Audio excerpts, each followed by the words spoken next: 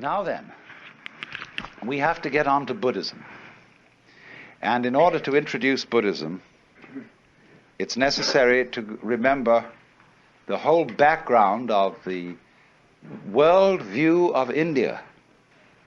In other words, what we're going to study, first of all, to understand Buddhism, is Indian cosmology, just as you would have to study the cosmology of the Ptolemaic view of the world in order to understand Dante, and in order to understand lots of things about medieval Christianity. So the cosmology of the Hindus, their view of the universe, has come right into Japanese life through Buddhism, but it antedates Buddhism. Buddhism simply adopted it as a matter of course, just as now if you invented a new religion, you would probably adopt the cosmology of modern astronomy. Well, now, how does the Hindu see the world? You know, there are really three great views of the world that human beings have had. And they go, one is the Western view of the world, which looks upon the world as a construct, an artifact, by analogy with ceramics and carpentry.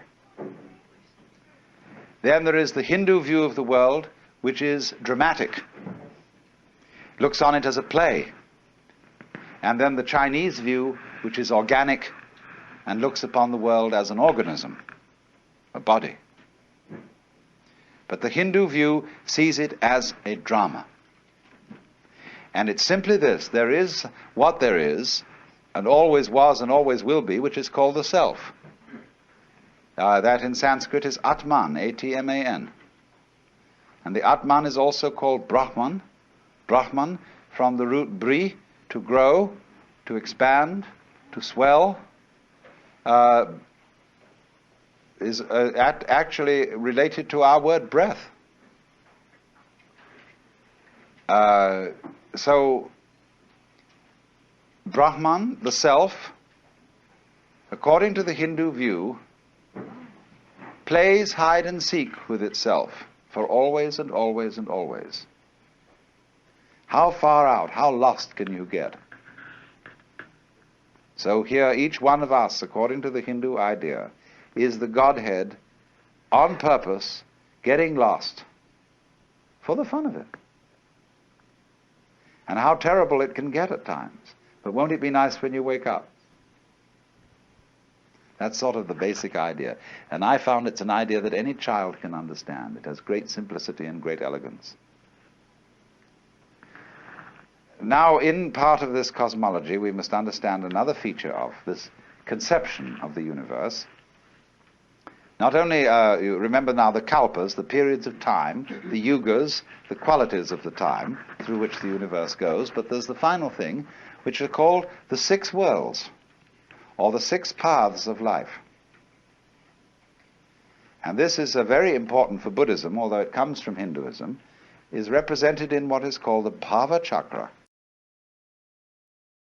Bhava means becoming, B-H-A-V-A. Chakra, C-H-A-K-R-A, means wheel. The wheel of becoming, the wheel of birth and death. And it has 6 divisions. It has the top people and the bottom people. The top people are called Deva, D-E-V-A. The bottom people are called Naraka, N-A-R-A-K-A.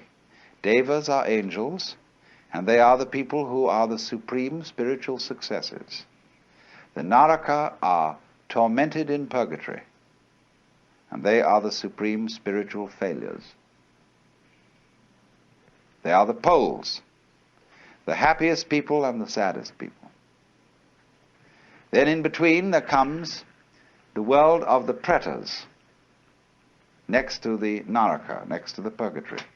The pretas are the frustrated spirits, who have tiny mouths and enormous bellies, huge appetites, but very, very limited means of satisfying it. Then next, they come between the Narakas and the Devas at the top. Next up from the pretas are the human beings. And they are supposed to hold a middle position in the 6 worlds. Then you go up from the human beings to the Devas, and then you start coming down again. The next world is called the Ashura. And those are the wrathful spirits, the personifications of storm and all the anger and violence of nature. Next down is animals, coming between the Ashura and the purgatories again. Now all these needn't be taken literally. They are different modalities of the human mind. We are in the Naraka world when we are frustrated and in torment. When we are merely chronically frustrated, we are in the Preta world. When we are in a state of equanimity, even-mindedness, we are in the human world. When we are deliriously happy, we are in the Deva world. When we are furious, we are in the Ashura world. And when we are dumb, we are in the animal world. So these are all modalities. And it would be said now, this is terribly important to understand Buddhism. Because the better you get, the more you go up to the Deva world. The worse you get, the more you go down to the Naraka world. But everything that goes up has to come down. So you can't improve yourself indefinitely. If you improve yourself beyond a certain limit, you simply start to get worse. Like when you make a knife too sharp, it begins to wear away. So the Buddhahood, or liberation, enlightenment, is on no place on the wheel, unless it might be the center. By ascending, by becoming better, you tie yourself to the wheel by gold chains. By retrogressing and becoming worse, you tie yourself to the wheel with iron chains. But the Buddha is one who gets rid of the chains altogether. And so this will explain why Buddhism, unlike Judaism and unlike Christianity, is not very, very frantically concerned with being good. It is concerned with being wise. It is concerned with being compassionate, which is a little different from being good. With having tremendous sympathy and understanding and respect for all the ignorant people who don't know that they're it, but who are playing the very far-out game of being you and I. And so this is why every Hindu greets his brother not by shaking hands, but by putting his hands together and bowing.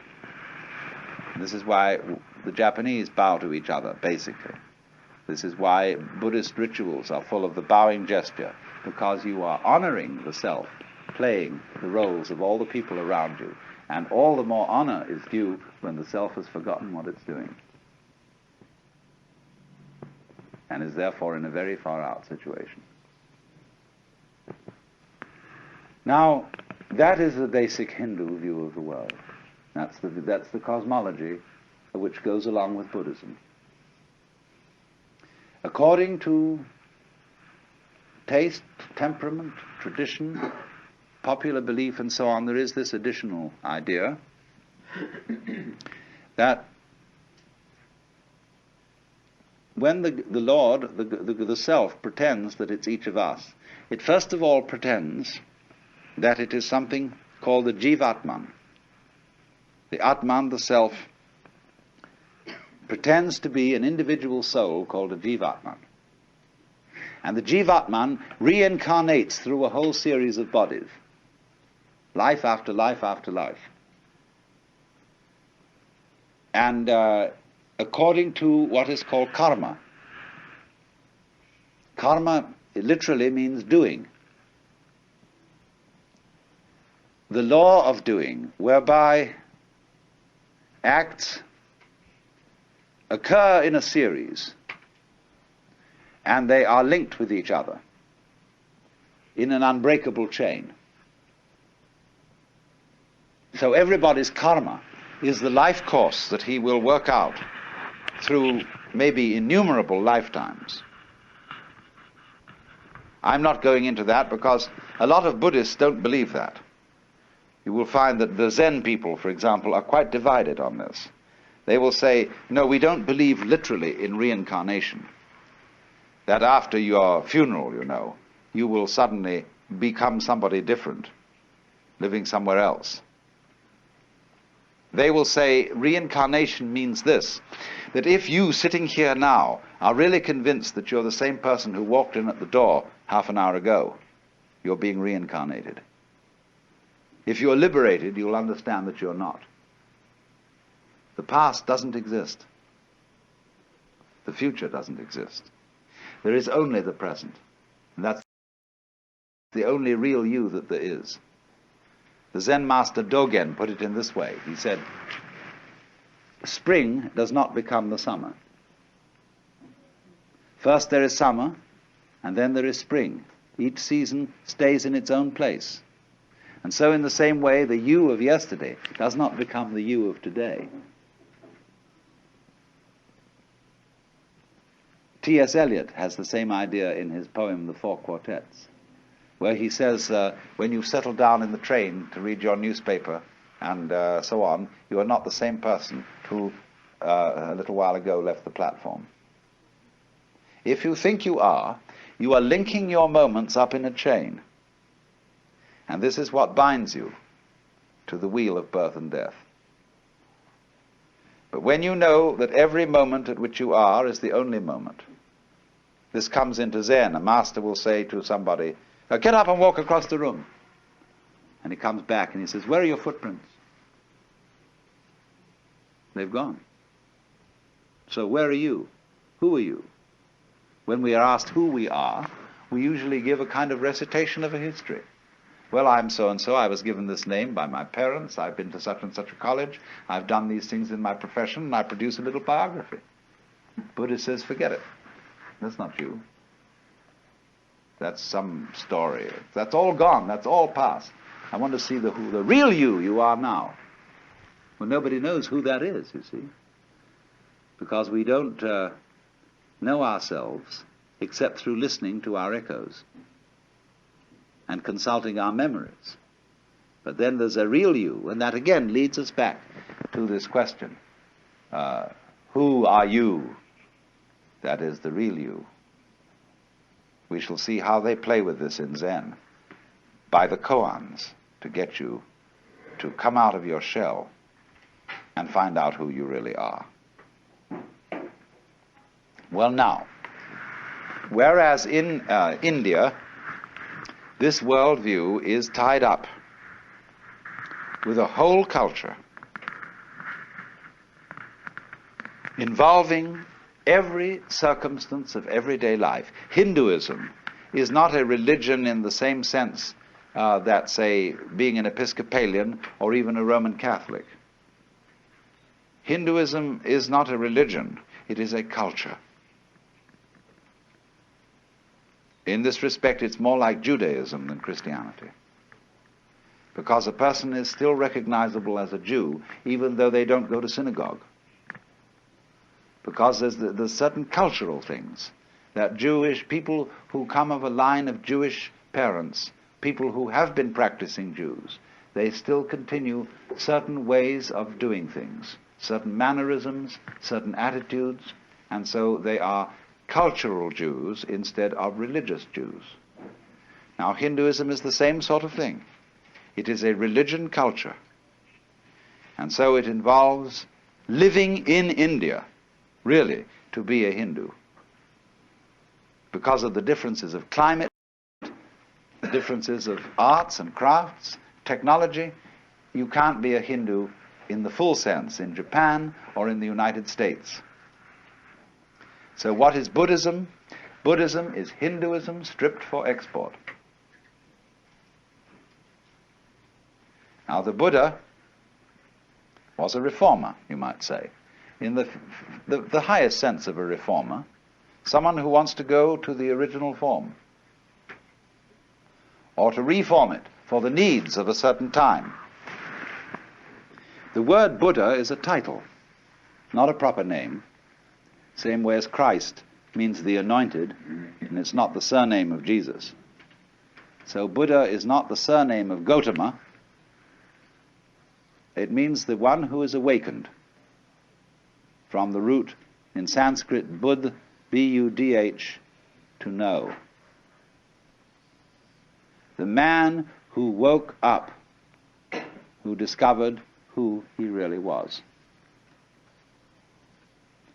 Now, the thing that wherein the crucial point, wherein Buddhism differs from Hinduism,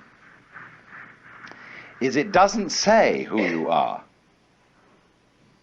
It has no idea, no concept, and I emphasize the word idea and concept.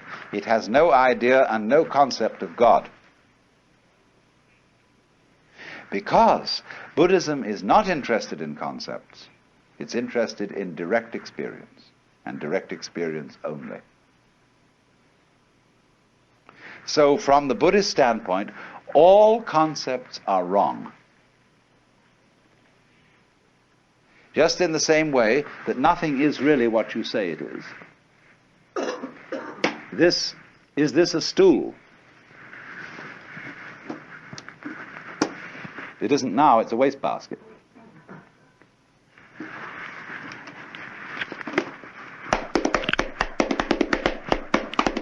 It's now a drum.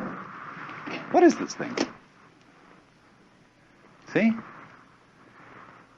It is what it does. It's this. See? Anything you can use it for is what it is. So if you have a rigid idea that it's a stool and you can only sit on it, you're kind of stuck. But if it's all these other things as well, then you suddenly see that anything can be everything. So in the same way, Buddhism does not define and say what you really are is something. Because it would say that if you believe that, you've got stuck with an idea and you're clinging onto it for spiritual security. So a lot of people say, well, I like to have a religion because it gives me something to hold on to. A Buddhist would say, cut that stuff. So long as you hold on to something, you don't have religion. You only really there when you let go of everything